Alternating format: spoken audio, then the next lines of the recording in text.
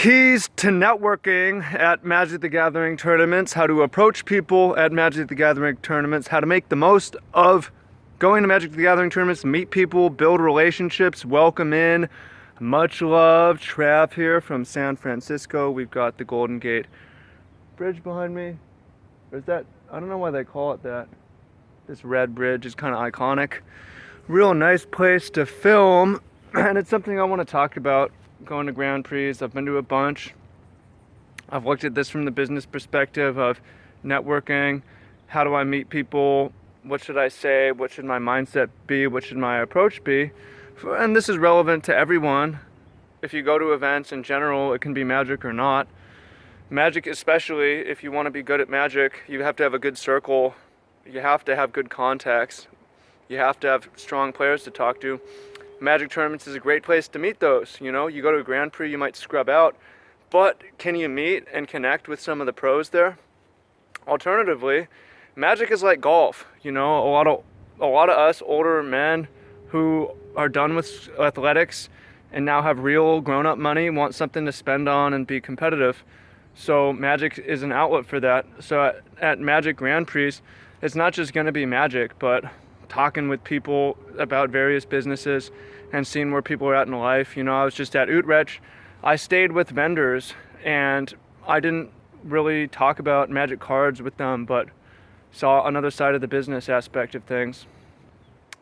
In France, I was out here looking at retreats or looking at mansions for the retreat, you know, that's really not about Magic, and I met these people through tournaments, really, through the internet. So what are the keys to it? Okay, that's the intention.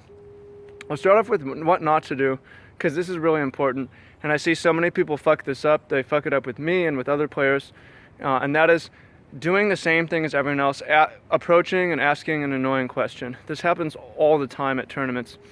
I'm explaining what better questions you can ask to have better reactions.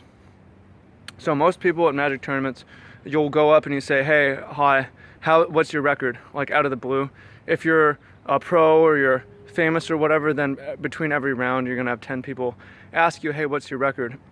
So I don't think that's a very effective question to ask, because Magic tournaments are so variant. They might have won or lost the last round. They might not have a great record at this tournament.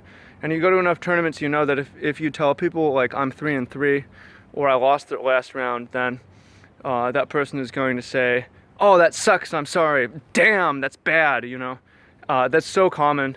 And so me, and I'm not the only one who does this, I protect my record because I want to be in the same headspace whether I won or I lost. So anytime someone asks me my record, I find it kind of annoying. Generally, if it's a close friend, sure. But random stranger, it's like, get out of here. You know, that's because I don't want an external force projecting on me some sort of negative that things are going wrong or things are going right. I don't want to get too high and people being like, "Yeah, fuck yeah, yeah," or "Damn, that sucks." I'm at the tournament and it's going to be a win or loss regardless. So again, I'm not the only person who's come to this conclusion. I really got it from other pros. It's like, why are you asking me my record? When you could be asking instead, "Are you having fun? Hey man, I know you from the internet. I'm a fan. What are you playing? You having fun at this event? Wow, tell me more about your deck. It's cool. Okay, you know, I tried it out myself for this reason or whatever." So instead of engaging in the pattern that most people do of what is your record? Oh, that's good. Oh, that's bad. Thumbs up. Give me a thumbs down. I want you to give me a thumbs down if you lost the last round. I'm just gonna give you a thumbs up every time, right? Ask, you know, where you traveled from, or what's the metagame like? What do you think about the format? Do you think this is a good deck choice? You know, something interesting and different. It's always good to show interest in the person. You know, I like this deck that you made. It was cool. I'm trying to achieve this thing, and then from there it can be, I'm trying to achieve this thing. What do you think? You know, how do I win an RPTQ? Like, I've been going to Grand Prix and I haven't top aided. What should I do? Do you have any advice? Stuff like that will give you a lot better info. And then I'll give you a specific example. At Utrecht, I ran into a guy I had played at the Pro Tour, and I just asked him how he was doing, and he volunteered his record, said he was 6-0. If people want to tell you their record, they will. So, how's it going, man? I'm 6-0. Cool. I didn't ask you your record, but you can tell me. What are you playing? I'm playing this big Mardu deck, transformational sideboard. What's in the board? 4 Release the Gremlins. Holy shit. So, check back with these guys throughout the weekend. Obviously, they go on to win the tournament. Ask them what they would do to improve it for next week. Like, hey, I really like this deck. Maybe I want to play it at the RPTQ next week. What would you change about it? Now I have the designers of this incredible deck telling me what was wrong with their deck, how they can make it better, and so on. Just because I talked to people and said, how's it going? You having fun? What are you playing? Oh, that's interesting. Oh, I like that. Oh, I'm interested in it. I'll take some ownership. What would you change? How could I do it better? And now I have these contacts in France who are super good, are helping me out in Magic. And then that's just one example, but I mean, I try to do that at every event. Just meet people, talk to them, show interest in them. Try not to project, tilt them out by projecting.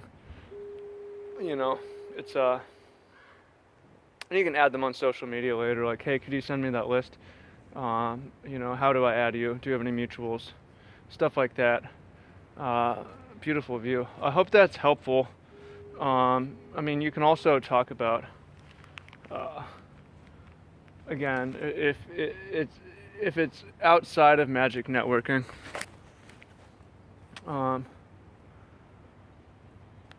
Yeah, I think it's similar. Like the what is your record question is like, what do you do?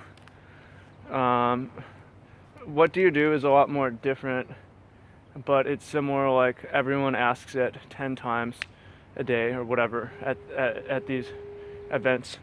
And if I want to tell you about my business, my profession, I will. I'll volunteer it. Otherwise, not everyone wants to talk about it.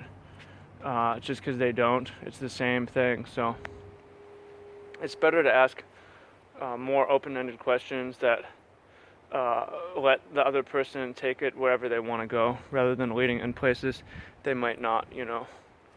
What do you like about this place? What's one thing you've learned? Oh, So I hope you find that useful. Yeah, what do you do?